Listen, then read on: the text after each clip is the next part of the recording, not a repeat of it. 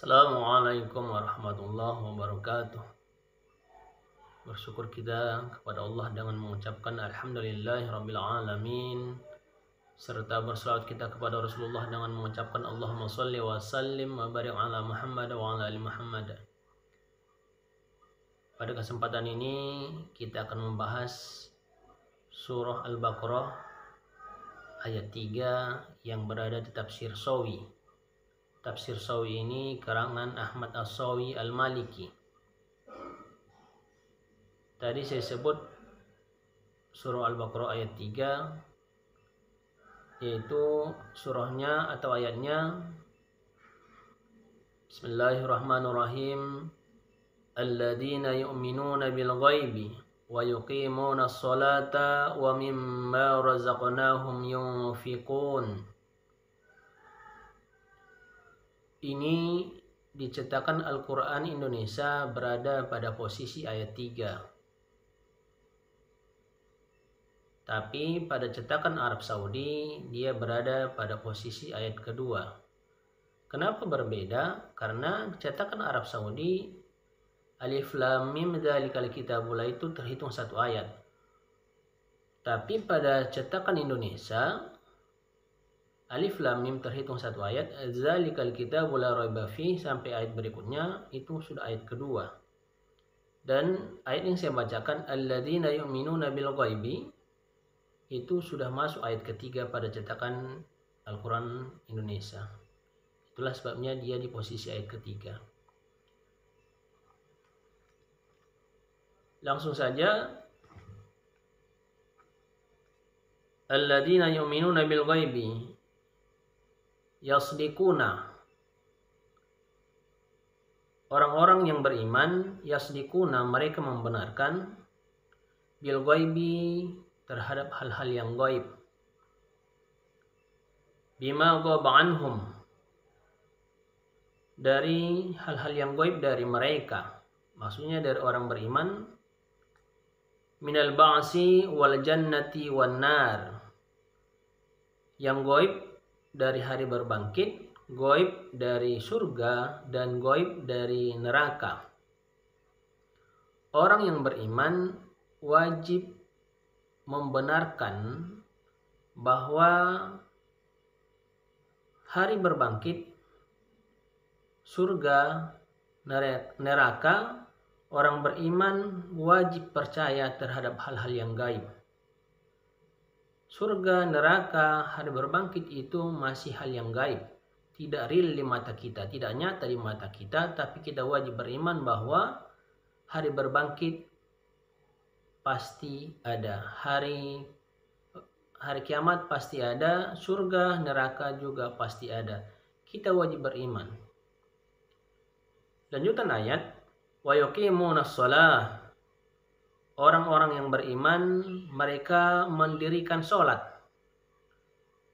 Ayatuna biha bihuquqiha. Orang yang sholat, orang yang beriman yang sholat, mereka mendatangkan hak-hak sholat. Kita akan baca di bawah tafsirnya. Hak-hak sholat ada 6. Ada yang bersifat zahir. Yang 6 hak sholat itu terbagi kepada 2. Bersifat zahir dan bersifat batin. 3 bersifat zahir dan juga 3 nanti bersifat batin. Adapun hak sholat yang bersifat zahir kasyurut, seperti syarat-syarat sholat. Pada saat kita sholat, kita wajib menunaikan atau mengerjakan syarat supaya bisa mengerjakan sholat, termasuk dengan wudhu atau tayamum. Dan sebelumnya kita wajib juga membersihkan badan dari hal-hal najis. Wajib bersih pakaian dan wajib bersih tempat sholat. Itu termasuk bagian dari syarat-syarat sholat.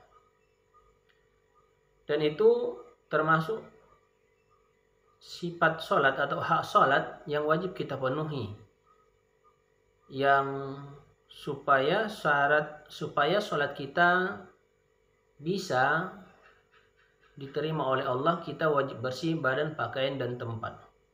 Yang berikutnya adapun yang bersifat zahir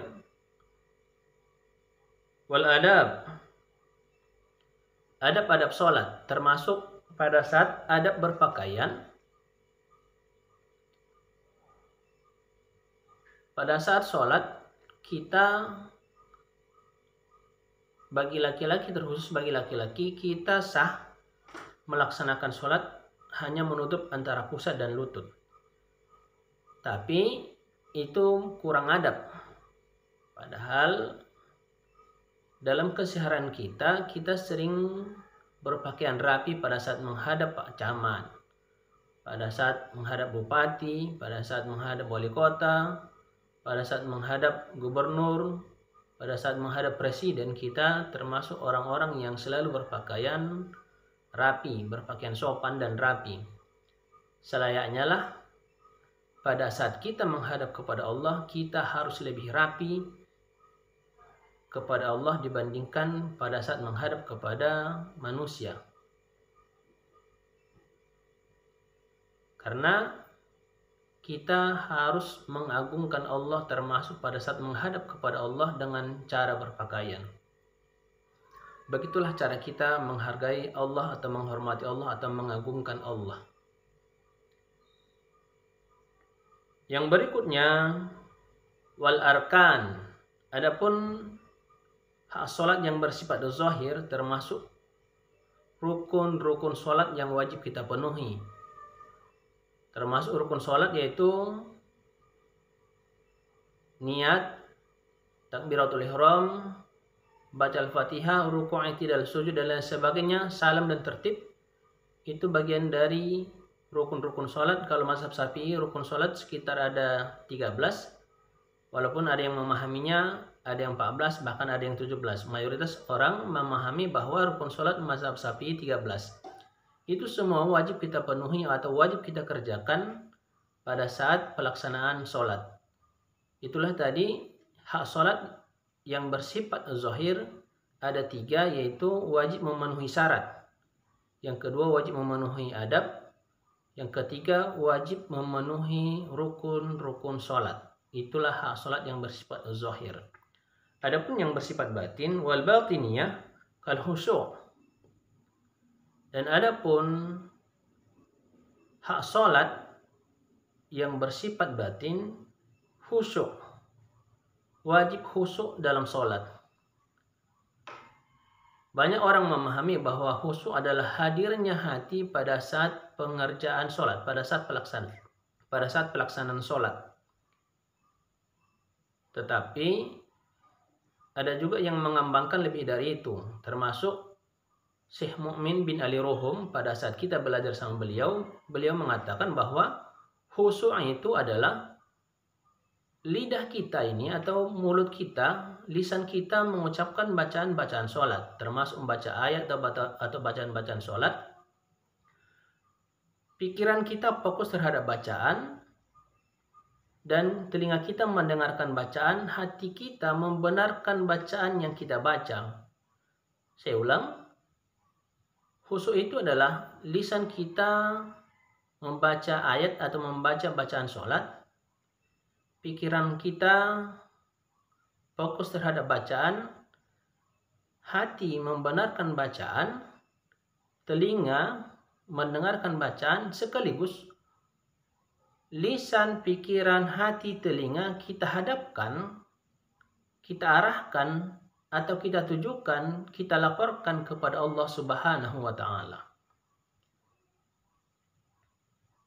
Lisan, pikiran, hati, pendengaran kita tujukan kepada Allah Subhanahu wa Ta'ala. Itu kelas khusyuknya orang awam. Tapi khusyuknya orang-orang yang khawasil di atas orang-orang awam,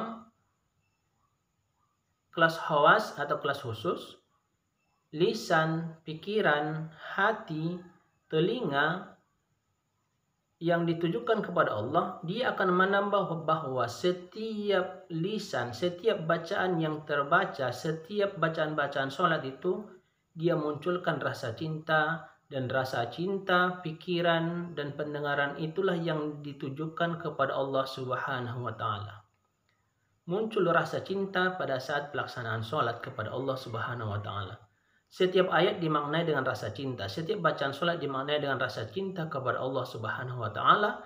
Dan rasa cinta itulah yang ditujukan kepada Allah. Dan berikutnya kita akan membahas hak sholat yang bersifat batin, wal khudu', rendah diri. Rendah diri di mata Allah. Apapun jabatan kita, baik kita gubernur, bupati, wali kota, camat, atau mohon maaf, dosen yang bergelar profesor sekalipun, pada saat menghadap kepada Allah kita hanya hamba. Kita hanya budak. Jangan pernah membawa gelar, jabatan, kedudukan, dan lain sebagainya pada saat menghadap kepada Allah.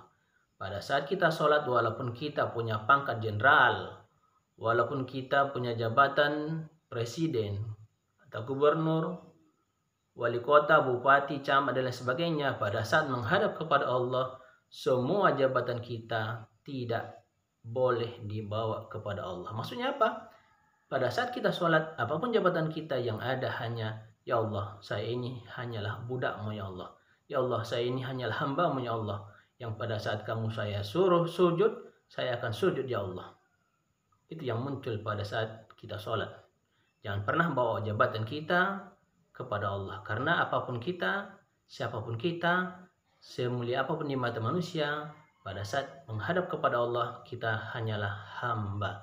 Kita hanyalah budak.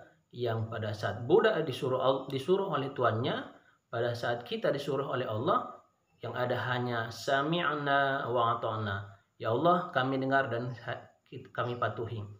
Pada saat disuruh sholat, dilarang membawa jabatan. Wajib merendahkan diri di hadapan Allah Subhanahu wa Ta'ala. Yang berikutnya, hak sholat yang bersifat batin, yaitu wal ikhlas.